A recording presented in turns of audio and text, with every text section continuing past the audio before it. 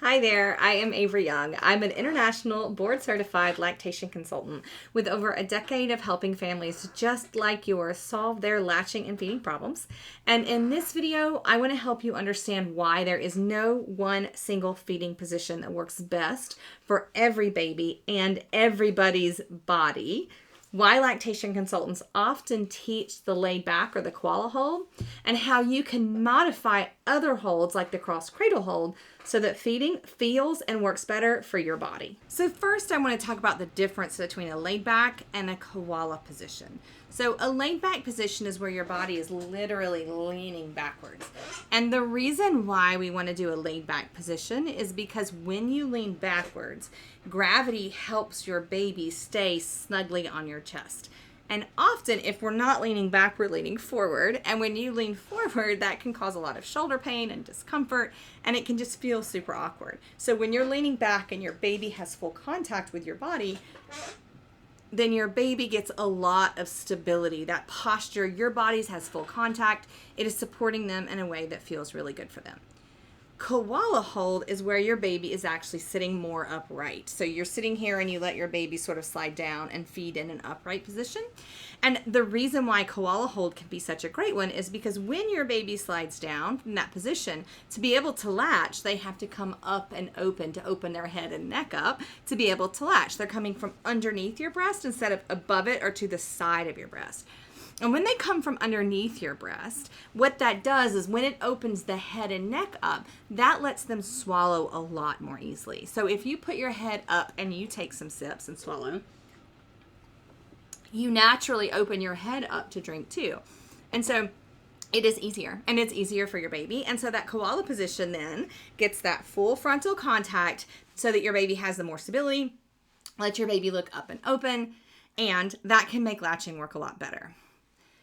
Now, you don't have to use those positions to do those things, because for a lot of people, the koala position can be really difficult, especially when your baby is brand new, because when you put them down and you try to slide down, they get into that like fetal position and then they flop down, and like, how do you get your head up? And if you have large breasts that hang really low on your body, then there's not space for your baby to fit between the bottom of your nipple and your lap. And so the koala position can be really tricky.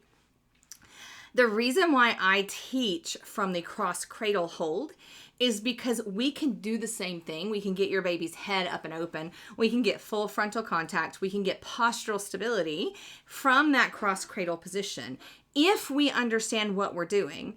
And then when we latch, then we can take our body back. So laid back doesn't mean you have to start that way. We can latch and then get into a laid back position so that our baby gets all that postural stability.